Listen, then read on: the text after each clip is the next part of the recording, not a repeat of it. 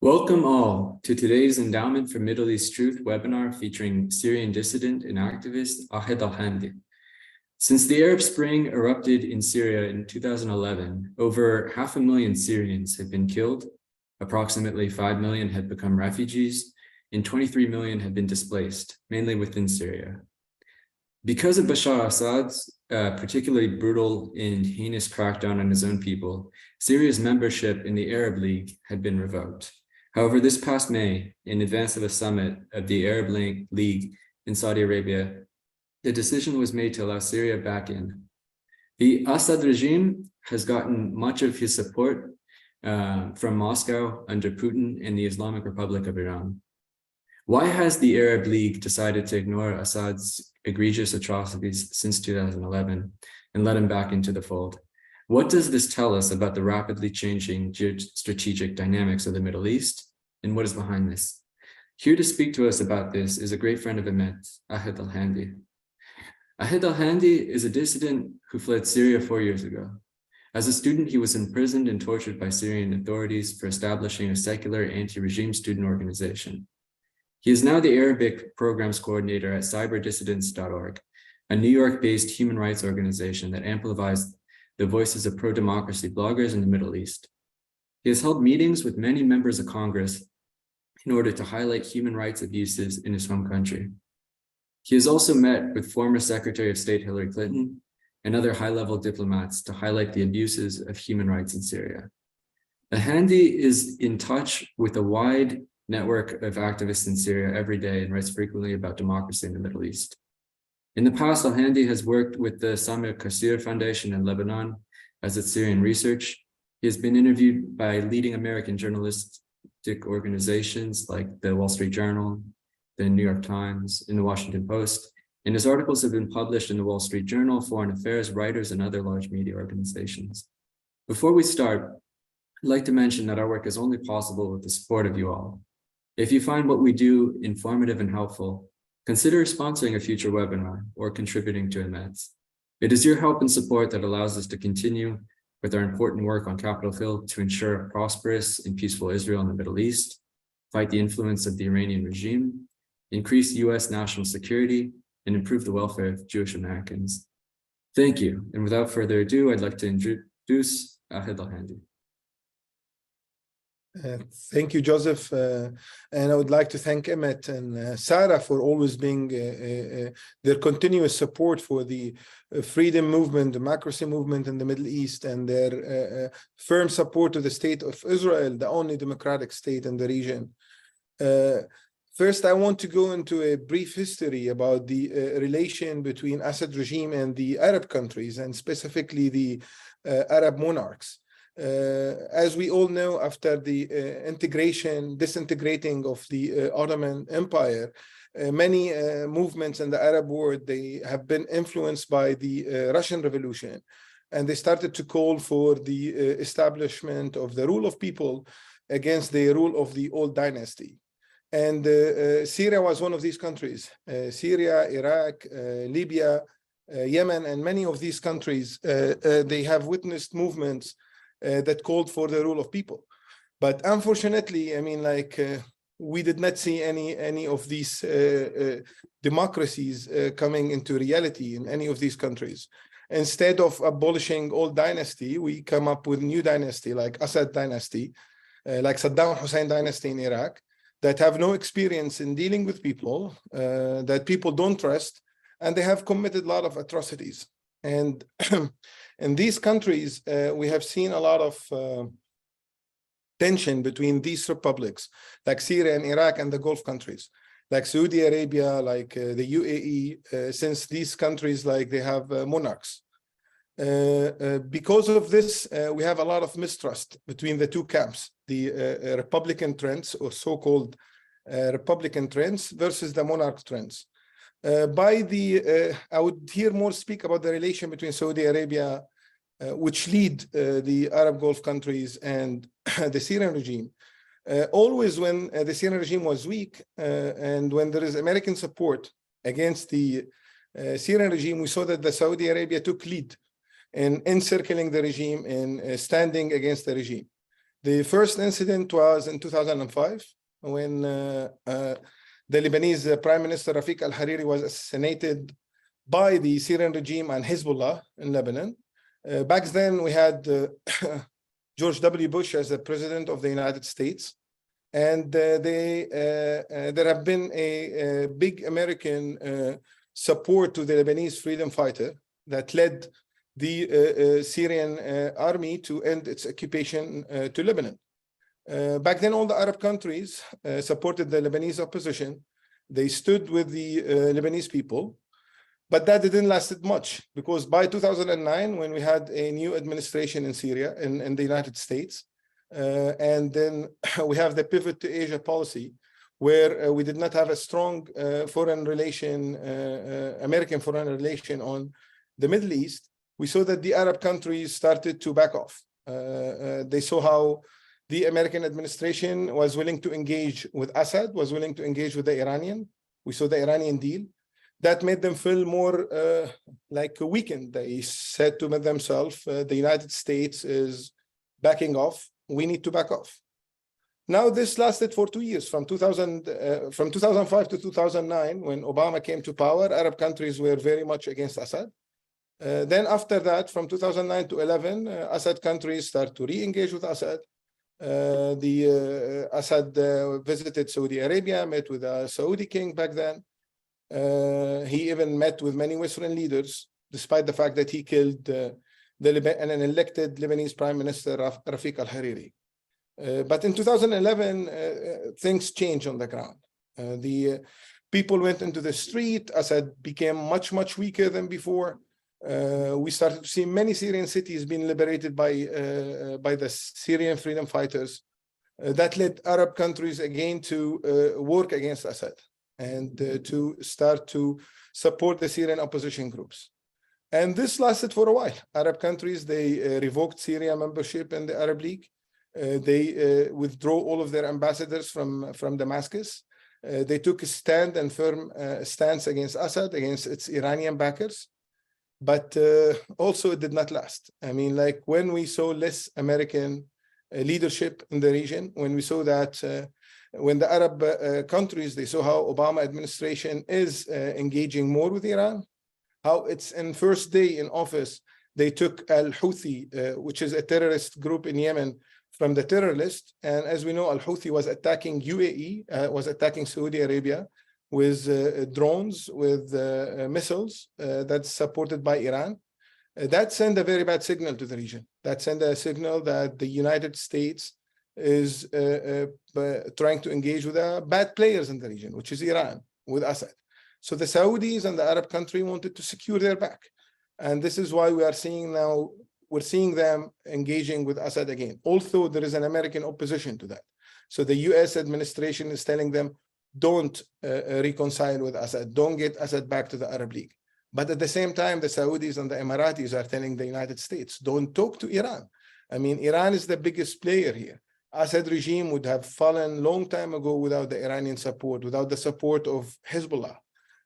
So when they started to see that the United States is showing weakness when it comes to Iran, when it comes to Hezbollah and other players in the Middle East, the Arab countries are so much afraid from destabilization. The regime, the Syrian regime, the Iranians, they rely on many non-state actors that could carry a lot of terror attack in all of these Arab countries and destabilize these Arab countries.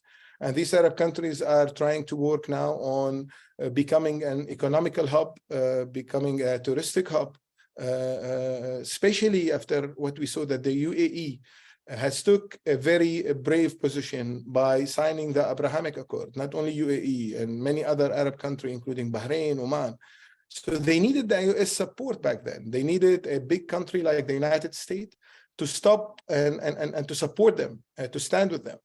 But first day Biden came to office, taking Houthi out of terror list, speaking more about the Saudi atrocities or crimes in Yemen, and not looking at all what Assad has been doing, what Iran has been doing in the region, really send a back signal in a time where they really needed a big support from the United States. Because all the rhetoric of al-Houthis, also Hezbollah, that they use it against Iran or against the UAE, against Saudi Arabia. It's about how they signed a peace deal with Israel. So I believe this has played a big role in pushing the Saudis and the Arab countries to get Assad back to the Arab League.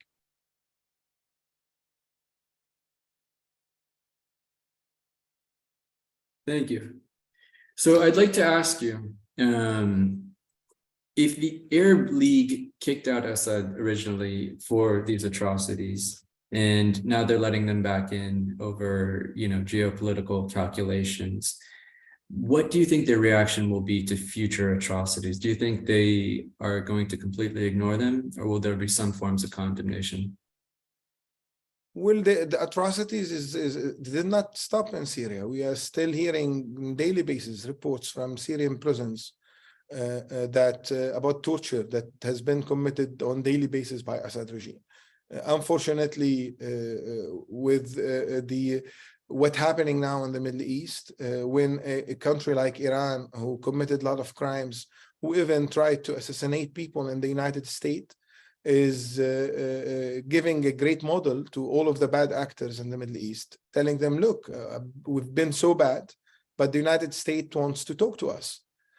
So they're going to disregard all of our atrocities. I'd say, unfortunately, it's going to continue. I mean, like if atrocities has been committed on a larger scale by Assad regime, there is no sign that the Saudis or the Emiratis or any other Arab country would do anything unless we have a strong position from the United States, not only verbal condemnation, because we hear it a lot. We hear a lot of words. We have been hearing that Assad is not Assad is a dictator. Assad is not legitimate. We have heard about red lines when Obama told Assad, if you use chemical weapons, that's a red line. Assad used chemical weapons, and then there has been no punitive measurement against Assad regime. So these countries, with their current structure, they cannot stand alone against Iran and against Assad regime. There should be a big American role here. And without the United States, none of these countries can really stand firmly against Iran and against Assad regime. Thank you. Can you speak to some of the crimes against humanity that the Assad regime has committed? There are tons of them. I mean, like we have all seen and heard about the Caesar Act, which Caesar as a code name was given to a photographer that was working with Assad in Assad prison. And he took thousands, tens of thousands of photos for people who were protesters, peaceful prisoners, who were tortured to death in Assad prison. I personally experienced some of Assad atrocities when I was jailed in early, even before 2011, in 2006. And I've seen in my eyes how people were tortured. I remember I was telling the prison guard back then that there are a guy and a prisoner that is about to die. I mean, like he was tortured really hard. And he told me, don't worry, the next day in the morning, if he's dead, we're going to put him in the trash can. I mean, this is how they look at human beings. There is no value to us. More than 500,000 people were killed in Syria. And Assad still, every time you see him, he's smiling to cameras, he's laughing. When he's asked about these questions, he laughs. I mean, like he doesn't have any feeling toward all what have happened. We have more than 5 million Syrian refugees. Why they are refugees? They lost their homes. Their homes have been destroyed completely. Many cities were wiped. And what happened? What's happening now? The United States want to start a new deal with Iran. Without Iran, there will be no Assad regime. There will be no Hezbollah. We would not see all of these atrocities. Up until now, Iran sent fuel to Assad to use it for its army, the army that is still committing atrocities inside Syria. Chemical weapons. Let aside the chemical weapons, there is a massacre that was very notorious called Al Hawlan massacre. They used knife to kill children because their parents were political dissidents to Assad regime. Knife. they took videos of these children and sent it to the parents who are like in Jordan or Lebanon or left Syria fearing of Assad. So we are speaking about a regime that commit crimes and atrocities, something similar to regime in the Middle Ages. The execution, the way, I mean, like they become very creative. I mean, like I would use this in the way they kill people and torture people. And it's happening on still on daily basis. There are tons of atrocities committed by Assad. 500,000 people now at our time being killed over the course of the last 10 years, and thousands of disappearances, people who we don't know where are they, if they're dead or alive, if they are in the prison or not in the prison. 5 million refugees all are over in Turkey, in Lebanon, in Jordan. I think it's the issue of it's the tragedy of our time. I mean, there is no tragedy that we have seen after World War II, after the Holocaust was committed, and we have seen now 500,000 people, and it's continuing. I think the number would go much, much higher when we have like independent investigators that can go to Syria and dig and discover all the mass graves. Every time we are discovering mass graves in Syria, always. So some people, some experts, they estimate the number to be up to 1 million people who were killed. So the fact that Assad regime is still in power is an atrocity itself. Yeah, the level of brutality is really unprecedented, even for a region like the Middle East, which is pretty brutal in itself. What made the regime this way? I understand that Bashar al-Assad inherited the presidency from his father, Hafiz al-Assad. Would this have happened under him? Is this a family thing? Does it have to do with the party, the ideology? It's I would say it's a family thing. His father committed similar crimes, whether in Lebanon, against the Christian groups in Lebanon, who were always against the Syrian occupation, who were always against the Palestinian using Lebanon as a base to attack Israel. So he committed a lot of crimes, a lot of massacres against Christians in Lebanon, in Ashrafiyya neighborhood in Beirut, in Zahle in Lebanon, near to the Syrian border. His father in the 1980s, he also committed a lot of crimes that killed up to 30,000 people in the city of Hama. They also committed crimes against prisoners. They opened fire on prisoners in a military prison called Palmyra prison. So he inherited the brutality from his father. The regime came from a minoritarian background. They are Alawite, while the majority of Syrians are Sunnis. And it's always paranoid. I mean, when you are 5% or up to 7% of the population and controlling all the aspect of Syria, controlling everything in Syria, when every single security apparatus is headed by a member of Assad family, you always feel insecure. So they are always insecure about the fact that they are a minority group. And rather than, I mean, like usually minority group in the Middle East, they tend more toward secularism, openness, liberalism. But in our example, I mean, like Assad family came from a background that it's like gang, you know. I mean, like all of Assad cousins, they're like gang members. What they do is now look at the Captagon industry in Syria. A Captagon is a very dangerous drug, and that they call it the cocaine of the poor people. And they turned Syria into a big lab, of a big Captagon lab, where they are manufacturing this Captagon and send it to Arab countries. So they didn't have the morals of being rulers, of being noble people who are really like leading this country. They always thought about Syria as they are gang and controlling these territories. And Assad did just like his father, like his uncle. I don't know if it's run in the family. Thank you. From what I've seen, it seems like one of the issues that the opposition to Assad had in the revolution was that they were very unorganized, as well as their backers, who were backing them up. But in your eyes, was there ever a good alternative to Assad? At the beginning of the uprising, yes. I mean, let me speak a little bit about that. I grew up in Syria. I was raised in Syria up until I was 21, 22 when I fled the country because I was jailed in Syria. So I know what does it mean to be raised in Syria. Since we were young, at the age of 6, going to school, they have us to stand in line and chant for the president. And it's like a very similar to a Nazi regime. We wear uniform, we stand in line, we give the greetings every day morning to the president, and we give a pledge that we will fight imperialism, which is the United States, Zionism, which is Israel, and regressive states, which is Saudi Arabia and the Arab, the monarchies.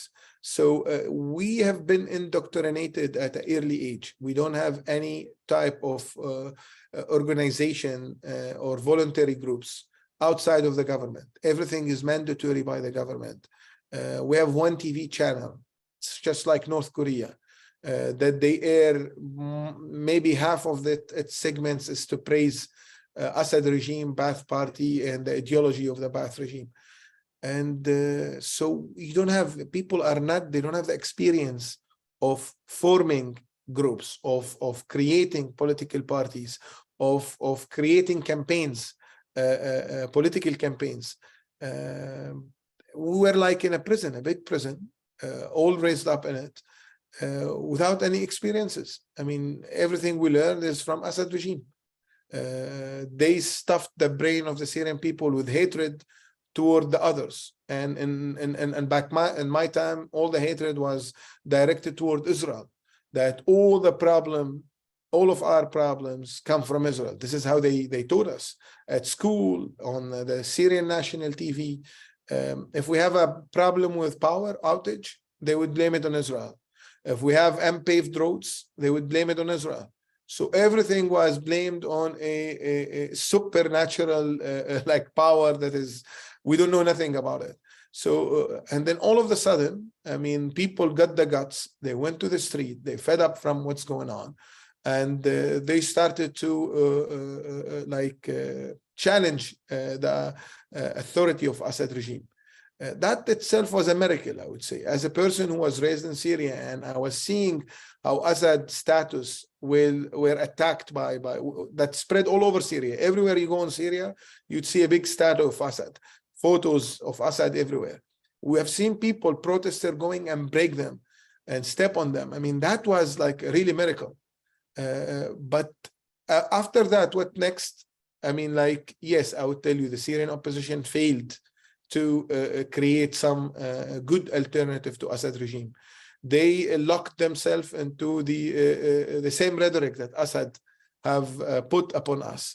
So they started, all of their focus was, we start to blame everything on Assad, which is true, but we need to work to do something for ourselves rather than only blaming Assad regime for everything that happened to us. So basically, because of this fact, people at that time, when Assad started to commit a lot of atrocities, they resort to their more primordial identities. They go to the supernatural powers, to the God. And, you know, majority of Syrians are Muslim. I'm not Muslim. I don't come from a Muslim background, but I understand how many Muslims in Syria, they resorted to Islam in order to feel more secure when you have a regime committing like big atrocities against the people. And this is what I would say ruined the Syrian revolution and the Syrian uprising. We had a lot of players outside that exploited this fact.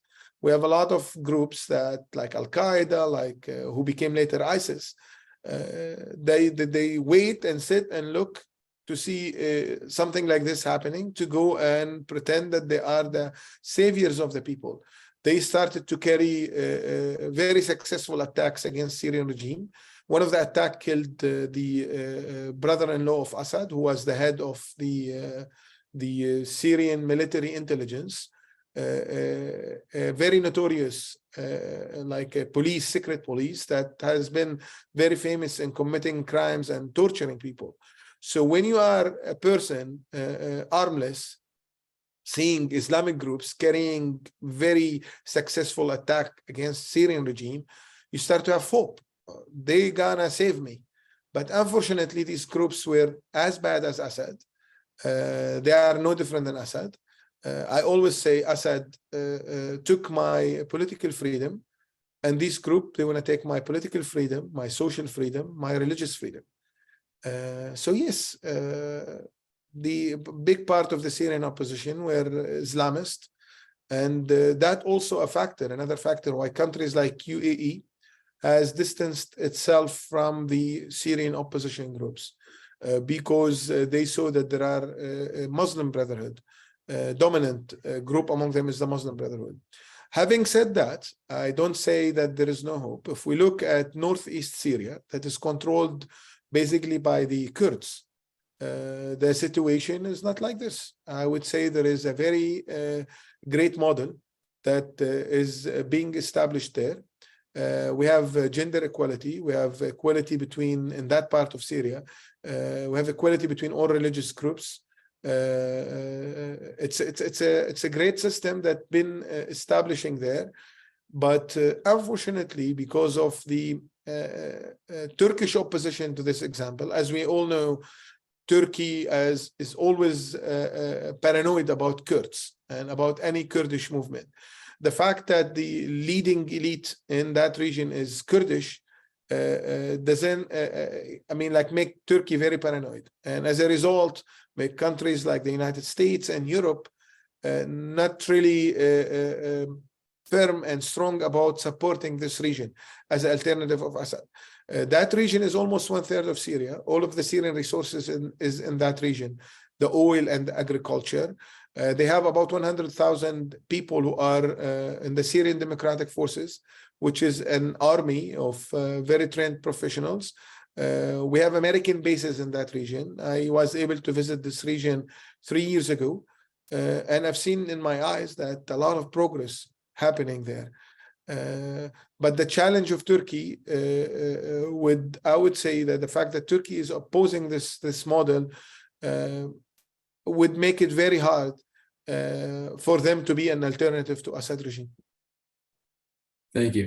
I'm glad you mentioned the Kurdish region in the Northeast. This is something I definitely want to ask you about. But first, you mentioned the indoctrination that was just part of life for Syrian citizens, very totalitarian in nature. And you spoke to how it's anti-Israel, anti-American. I'd like to ask, what are the main tenets of this ideology? What does it actually stand for? Is it Marxist in nature? Are there parts of Arab nationalism mixed in? Could you speak to that? It's mix of all, I would say. I mean, like part of it relied basically on old traditional religious texts that have hatred toward the Jews. And they use it a lot to justify all of their problems. As I said, these regimes, they always promised people at the beginning, they were revolutionary. They were against the monarchies. And they said, we're going to bring the rule of people. And they failed. They did not bring the rule of people. They brought another dynasties that have no experiences of ruling in a country like Syria. When they are not successful, they want to have a reason. They want to explain to the people why we're not successful. So they always would blame it on Israel. And who else than the Jews? I mean, you are speaking about a country who majority of the people there are Muslim. There are a lot of Islamic texts that incite and motivate toward hatred toward the Jews. So they use this. Ironically, many of the Arab national movements, they relied on Nazi merit or Nazi inheritance. During the time of Nazi Germany, I mean, the German supported establishing radio stations in many Arabic countries, in Iraq and Syria. And these radio stations were indoctrinating the people. Back then, I mean, radio station, people don't have TV, they don't have internet. I mean, like radio, when you hear something from the radio, it has to be right. for the people back then. Most of the people were illiterate. They don't know how to read and write. So, and the Nazis working with the Arab nationalists, they worked very well into creating an ideology that carry a lot of hatred toward the Jews. It's hatred. I would say, like, what carry this regime is the idea of hating. You need an enemy to unite all of these people together. And so, I mean, like, we saw it against the Jews. Now we're seeing it against the Kurds. You always can find an enemy and rely on old text and bring some old text to justify why we should hate this enemy, and that all of our problems, all of our troubles is because of this enemy, not because they are like failure, they are not successful, they are not good in ruling. So I would say hatred. There is everything. I remember, as I told you, I'm Syrian, I'm not a Muslim. And Syria, we don't have a Syrian identity, a firm Syrian identity. There are many groups inside Syria. You have the Druze, you have Syria Christian, you have Greek Syrians, you have Alawite, you have Kurds. And we live in our own cantons. Every group, we have our own neighborhoods, we have our own life. We don't really integrate with each other's. But we have one thing in common, that Assad regime brought it, and it's delusion, it's a fake thing. It's the hatred. We hate one group. I mean, like during when we were young in the school, it's Israel. So I would say hatred, only hatred, what kept this regime in power. You spoke earlier about the Kurds. I mean, right now, the situation with the Kurds in Northeast Syria is that the only thing really keeping them independent is a small contingent of American troops. I believe there's something like 800 or 900 there. Interestingly enough, sometimes there are Russian troops in that area too, and I believe sometimes Iranian ones. The situation has gotten to the point where the Kurds are in direct talks with the Assad regime. What do you think will come out of these talks? I don't see any future to these talks. I've been involved in many meetings here in the Washington, D.C. with the Kurdish leadership. And I knew about their meetings with Assad regime. Basically, they were pushed to meet with Assad regime during the time when the United States was withdrawing from some parts of Syria under the previous President Trump. When U.S. troops started to withdraw from some regions in North Syria, we kind of pushed them to go and talk to Damascus, try to solve your situation with Damascus, because the U.S. is not permanently staying there. The only reason that's stopping Turkey from attacking and taking all of Northeast Syria is the fact that we have American troops over there. And many U.S. officials, they knew that we're not staying there forever. So go and solve your issues with Syrian regime. There might be a way that Syrian regime is very desperate now. Syrian regime, like the Kurds, they control the oil, they control all the agriculture, and the Syrian regime is almost bankrupted. The only source of money is Iranian loans that comes every year. It's about $2 billion. This is what keeping Assad regime alive. So maybe the Kurds thought that they could use this leverage that they are controlling the oil, but the regime is disconnected from reality. When they are talking to the Kurds, they are still talking to them like the regime is controlling all over Syria. They want a calendar to go back beyond 2011, when Syria was in a different shape, when Assad was really controlling all part of Syria. In Northeast Syria, you don't see Iranian troops. You have the Euphrates River that divides Syria. East of the Euphrates River, there is American troops, few Russian troops, and the Kurdish forces. And as I told you, I have been there, and I was able to drive the car from all the way from down Deir Zor near to the Iraqi border to an area called Manbij, near to the Turkish border. As I said, I've seen a great change happening in that region. And this small number of the American forces is really keeping that area stable. is really stopping Turkey from attacking that area, is really stopping Assad and the Iranian regimes and the Iranian drones from attacking this area. The Iranian tried a couple of times. They sent their drones to that region, but the US, they were pretty strong. The US military is over there, and they attacked they attacked the Iranian militias that tried to attack the Kurdish forces. And up until now, the status quo is still the same. It's still good. But that region doesn't have any kind of political support. We're supporting them militarily with some light arms, because Turkey has red lines as well. They don't want the United States to support them with heavy weapons. And the Kurds, they were able to keep the region. They liberated major areas from ISIS. They liberated Raqqa. Raqqa was the capital of ISIS. And in Raqqa, they killed many people, including American journalists who were killed brutally in front of the cameras in Raqqa. And Raqqa was used as an area where ISIS would send suicide bombers to Europe and to other Western countries. So the Kurds did, I would say, a great thing, not only to Syria, but to the humanity, by really eradicating this terrorist groups, ISIS. But they're not getting the support they need because I would say many Western countries like to appease to Turkey and kowtow to the Turkish demands. So, as you mentioned, the Kurds are in a pretty tough spot. A lot of the reason is because of Turkey. They closed the Turkish borders to areas controlled by the Northeast, areas in the Northeast.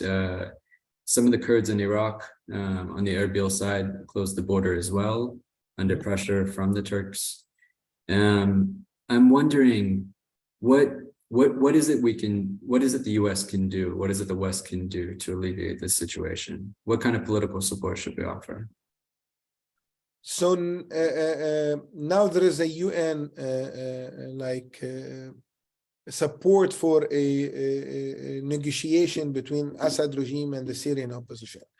And so there's something that has been formed called the negotiation committee, where half of its members are from Assad, appointed by Assad, while the other half is appointed by the Syrian opposition.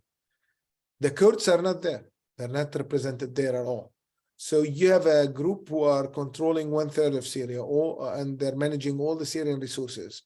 And they are hosting American bases over there. And they're governing people around 3 to 4 million. And they're not represented. The US did not really work hard on diplomatic levels. I would say that the State Department did not work as much as the Pentagon. The Pentagon was really good. They work hand in hand with the Kurdish military groups.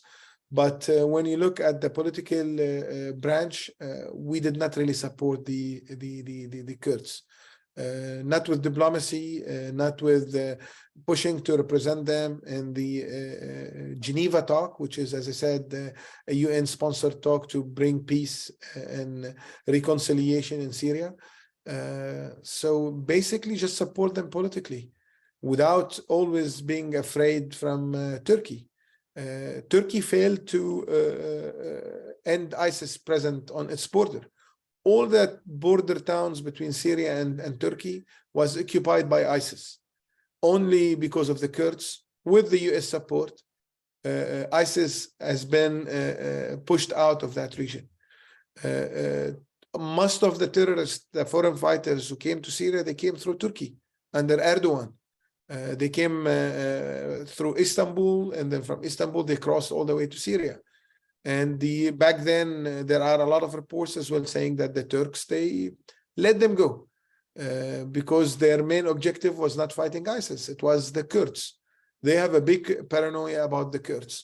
The US, Germany, France, England, all of these countries, they kind of like the Kurds. Yes, you're doing great thing, but stay away from us. We don't want to really support you in the type of support that you need, the political support, because if we do so, that would make Turkey angry from us. And basically, this is a situation that just don't really kowtow to the Turkish demands. We understand that Turkey is an ally, but is Turkey treating the United States as an ally? Is Turkey really helping in all of these threats that the United States is facing and the West is facing? I would say no. The Kurds, yes, they did. But the Kurds, we're looking at them as a non-state actor, small players. So I'm saying the US politicians, so they would always say, why should we risk our relation with Turkey for this small non-state actors that are controlling a small region of Syria? So we have sources within the SDC, and I remember when we were speaking to them, they informed us that the goal, their goal is no longer independence, but some sort of federation with the Assad government. And they believe that following unification, or one of their hopes anyway, is to maybe have some sort of influence on the regime to try to make conditions better inside of Syria.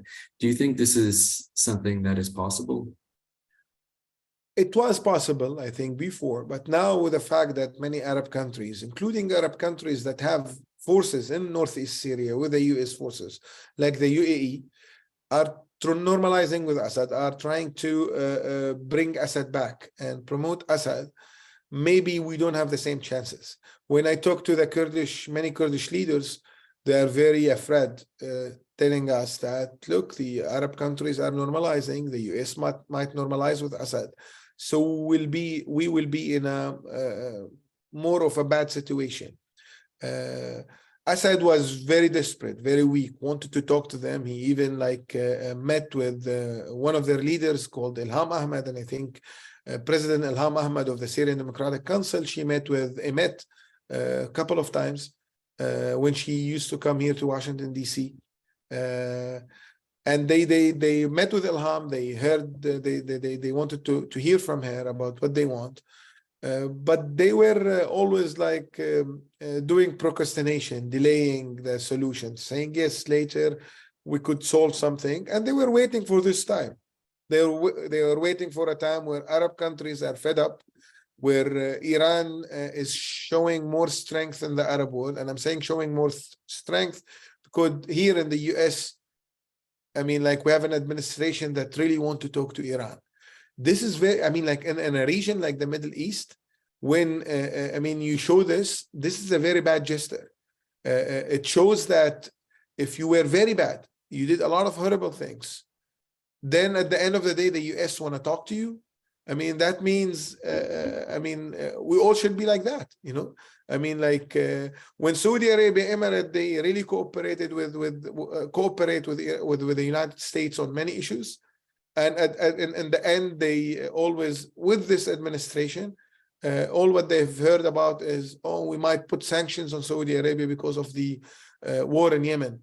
The Saudis has been very brutal against the Houthi, which is a group backed by Iran in Yemen. So at this moment, I don't see that Assad would really listen. Assad feel now victorious. I'd say, yes, he does not have the same resources like before, but psychologically speaking, Assad and its supporters, they look victorious. Look, the Saudi kings, the Saudi princes, the Emiratis, they withdrew their embassies in the past. They revoked our membership in the Arab League, but now they brought us back to the Arab League. Now we are the righteous. What we did was right. We were able to stand firmly and resist, and now they're gonna come back and talk to us. So at this point, I don't see that Assad regime would give any compromises to the Kurds. A large reason that Assad is victorious is, of course, because of Iranian and Russian support. Obviously, this support isn't free. Could you speak to the arrangement between the Assad government and Putin's regime in Russia, as well as the Iranian regime? So, Syria is moderately rich in its resources. They have phosphate, they have oil. For instance, the phosphate fields in Syria, which I think Syria is among the top countries in exporting phosphate. This area that was controlled by ISIS, phosphate fields, after they were liberated, now a majority of the revenues goes to the Russian and to the Iranians.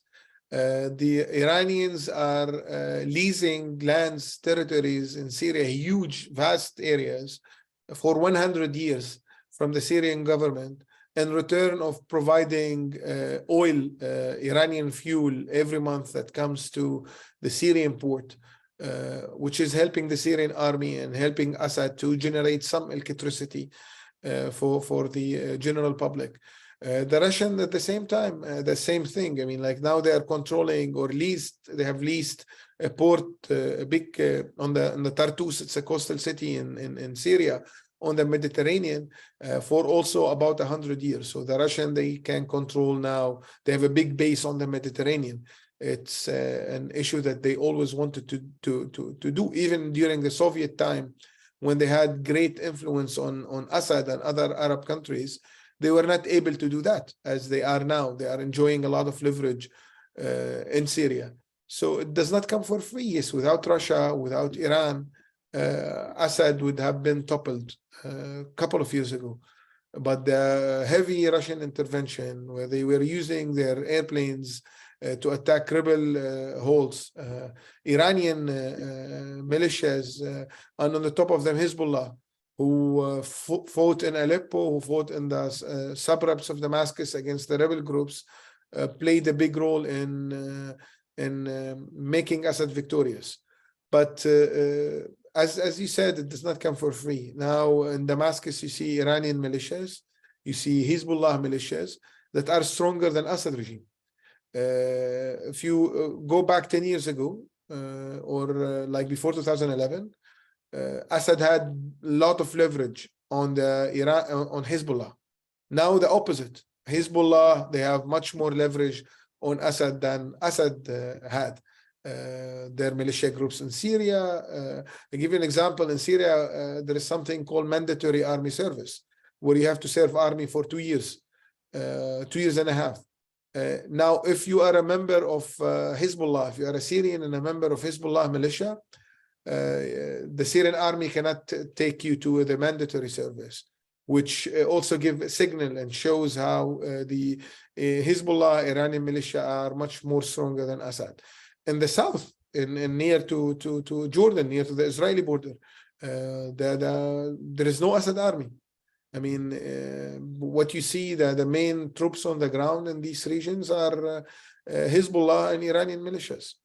So Assad is no longer controlling the territories that he controls now. He controls some portion of it, but the rest is controlled by the Iranian militias. So the area that Assad controls isn't really fully in his control. It's in the control of several groups. The Russians, the Iranians, Hezbollah, and the Assad regime. I'm wondering, is this a happy marriage, or are there points of contention? It's hard to understand it. Sometimes tensions happen between them, especially between the Russians or the fraction in the Syrian army that is supported by Russia and the fraction that are supported by Iran. So you'd see some time like small confrontation between the two groups. But I would say, I mean, like if we look even at the war in Ukraine, I mean, like the Russians and the Iranian, they get along pretty well. They're helping each other. And at the same time in Syria, so it's a marriage, it's a happy marriage, but this happy marriage, sometimes there are issues in it. There are some sort of argument that happens. But I would not say there is any threat to this marriage. I mean, they need each other very much, especially the fact that Russia has been isolated because of its war in Ukraine. So they're working with each other, pretty much coordinating with each other pretty much. And this brings us to a conclusion that Some Arab countries, they're wishing, specifically the Emiratis, that by talking to Assad regime, they can distance Assad regime from the Iranians. And I would say that's impossible. The Iranians, I mean, like they failed to do that during Assad the father, when Assad was really strong, really strong. When he was controlling Lebanon, controlling half of the Palestinian organization, even supporting Turkish opposition. Assad was really back almost in an empire, and they failed to distance Assad from Iran. There are not only an alliance of convenience, there are the fact that Iranian regime is a Shia and Assad is Alawite. There are some sort of also ideological alliance between the two regimes. So I would say now at this time where all the Iranian militias are very strong in Damascus and other parts of Syria, it's impossible to distance Assad from Iran. It's a wishful thinking. In the early stages of the conflict, I remember that Russian and Iranian cooperation was not very high. You didn't see this large level of intervention. You didn't see Russian boots on the ground. When was it that this changed and why? I would say after 2014, when Assad authority became really at stake. Assad started to lose power. Rebel group were like 15 miles away from Assad presidential palace in the suburbs of Damascus. The roads between Damascus and many other Syrian cities was not working because rebel groups were controlling these roads. Back then, the two groups, they felt that we're going to lose Assad. We need to work together.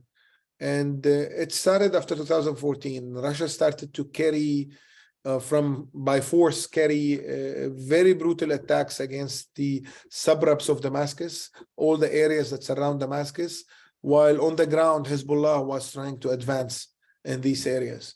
At that time, many people have defected from Assad army. Many Alawite were killed in the war. So you have a small number of Assad army. Assad doesn't have the human resources to carry out like military campaign to take back many of the Syrian towns that is very close to Damascus. Like if you take Damascus, then Assad would have collapsed. So it was almost there. So I would say 2014.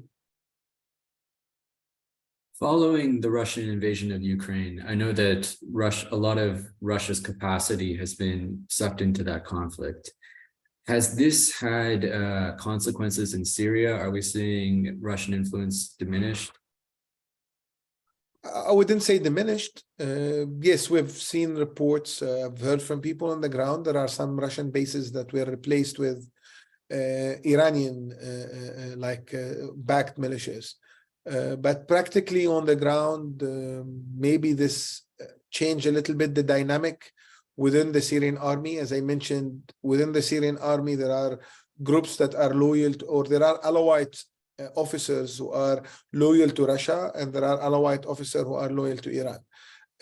Maybe the fraction within the Syrian army that is loyal to Iran is more dominant now than before, because Russia is preoccupied in its war in Ukraine. I want to mention this as well. Among the, as I said, the Alawite, there are like the Alawite officers who are loyal more to Iran and the ones who are loyal to Russia. The dispute between these two groups, that they look at Iran as a threat, that Iran is trying to change even the ideology of the Alawite.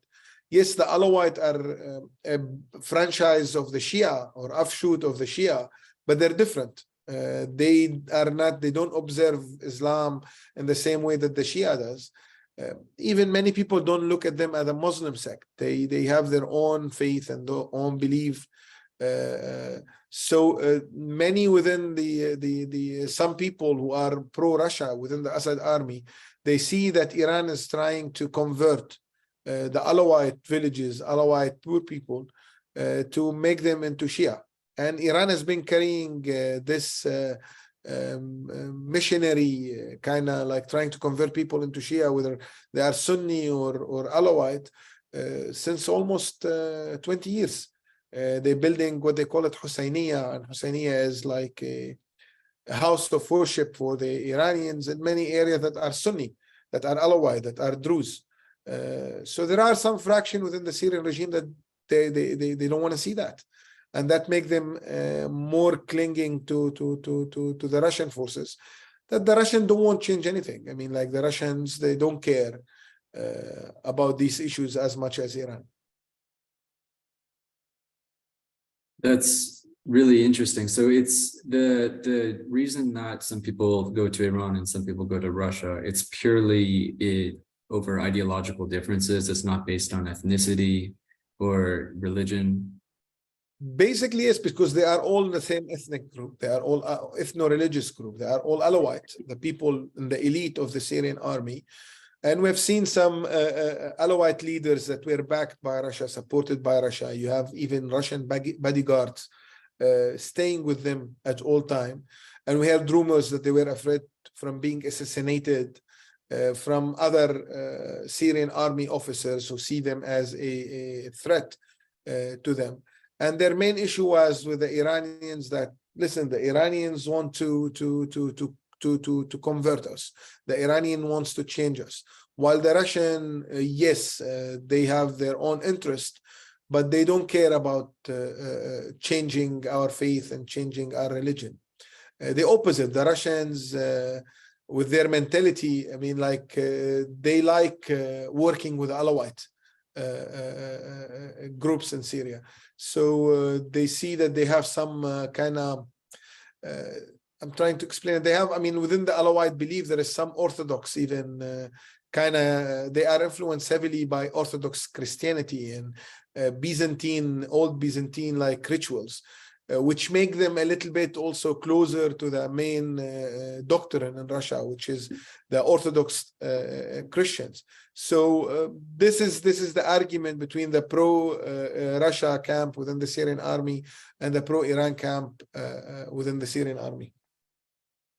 Yeah, it seems to me that if the Iranians achieve their objective, then the Alawites that are currently in favor of Russia would be a lot harder to influence, as they would be a lot more responsive to Iran. This hasn't caused any sort of confrontation between the two governments? We did not really notice it. I believe most of their problems, they solve it behind closed doors. Because if they show any signal that there are disagreement between them, that put them in a weak position. And so they are trying to show that there are unity, they are agreeing with each other, they both want the sovereignty of Syria. But again, I mean, there have been some tensions, especially, and it's good to bring this up here, when Israel carry air attacks against Iranian targets inside Syria. The Iranian pro-Iranian groups, they always blame Russia and tell Russia, why you did not tell us? Because there are some coordination between Russia and Israel when this happened. Like, at least they need to inform the Russians that we are attacking these areas, so your personnel on the ground wouldn't be harmed. So the Iranians and their media, sometimes you'd see the Arab media that's supported by Iran, they're blaming Russia for not warning the Syrian and the Iranian militias on the ground to evacuate all of these areas that Israel has been striking, because there are suspicious activities being carried in these sites. It seems like when it comes to confrontation with Israel, it's clearly in Iran's interest. However, it doesn't seem to me to be in the interest of Bashar al-Assad, as you know, his regime has enough problems to deal with as is. What are your thoughts on this? I agree. It's not in his interest at this moment. Yes, he and his father have indoctrinated the people to hate Israel. But he is pragmatic. I mean, like now, a problem with Israel, any confrontation with Israel doesn't help Assad at all. Assad, even when Assad was really strong, Israel defeated Assad a couple of times. In Lebanon, in 1973, defeated his father. and so on. So I mean, like, they know that there are superior Israeli military there, and now of course it's much superior than Assad regime. So Assad does not want this sort of confrontation with Israel now, does not want Iran to provoke Israel from inside Syrian territories, because that would put more challenges to him. Even in the past, I mean, if we look at Assad history to support all the Palestinian group and the Hezbollah, he supported them with one condition: don't carry any activities from inside Syrian territories, because he does not want to bear any responsibility, and he does not want to handle a confrontation with Israel. He want to do it indirectly, through Lebanon, even through Jordan at some period of time, long time ago. But the Jordanian government, they stopped them. So they used Lebanon a lot. They used a lot of Palestinian militias to carry this.